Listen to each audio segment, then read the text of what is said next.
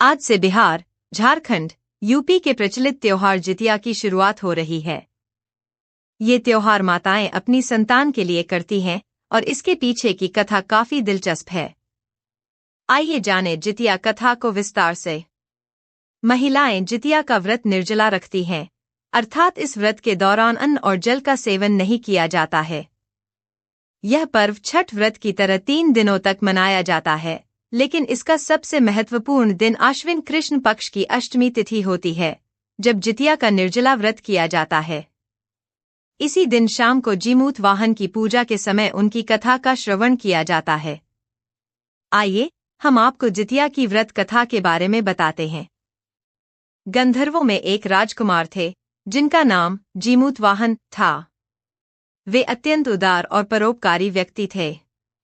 उन्हें बहुत कम समय में सत्ता प्राप्त हुई, लेकिन उन्होंने इसे स्वीकार नहीं किया। उनका मन राजपाट में नहीं लगता था, इसलिए उन्होंने राज्य छोड़कर अपने पिता की सेवा के लिए वन में जाने का निर्णय लिया। वहीं उनका विवाह मलयवती नाम की एक राजकन्या से हुआ। एक दिन जब जीमूतवाहन वन में भ्रमण कर रहे थे, उन्होंने एक वृद्ध महिला को विलाप करते हुए देखा। उसकी पीड़ा को देखकर वे अचंभित रह गए और उससे उसके दुख का कारण पूछा।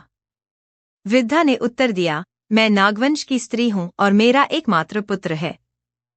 पक्षीराज गरुड़ के सामने प्रतिदिन एक नाग का बलिदान देने की प्रतिज्ञा की गई है, और आज मेरे पुत्र शंखचूड़ को बलि चढ़ाने का दिन है। यदि मेरा इकलौता पुत्र बलि पर चढ़ गया, तो मैं किसके सहारे अपना जीवन व्यतीत करूंगी? जीमूतवाहन की यह बात सुनकर उनका हृदय द्रवित हो गया। उन्होंने आश्वासन दिया कि वे उनके पुत्र की जान की रक्षा करेंगे। जीमूतवाहन ने निर्णय लिया कि वे स्वयं को लाल वस्त्र में लपेटकर वध्यशिला पर लेट जाएंगे। उन्होंने अंततः ऐसा ही किया। ठीक समय पर पक्षीराज गरुड़ भी वहां पहुंचे और उन्होंने लाल कपड़े में लिपटे जीमूतवाहन को अपने पंजे में पकड़कर पर्वत की चोटी पर ले जाकर बैठ गए। गरुड़ जी ने देखा कि उन्होंने जिनको अपने चंगुल में पकड़ा है, उनके आंखों में आंसू नहीं हैं और न ही उनके मुंह से कोई आह निकल रही है। यह उनके लिए एक अनोखा अनुभव था। अंततः गरुड़ जी ने जीमूतवाहन से उनका परिचय पूछा। पूछने पर जीमूतवाहन ने उस वृद्धा महिला के साथ हुई अपनी सारी बातचीत साझा की। पक्षीराज गरुड़ इस बात से चकित रह गए। उन्हें विश्वास नहीं हो रहा था कि कोई व्यक्ति किसी की सहायता के लिए इतनी बड़ी कुर्बानी दे सकता है।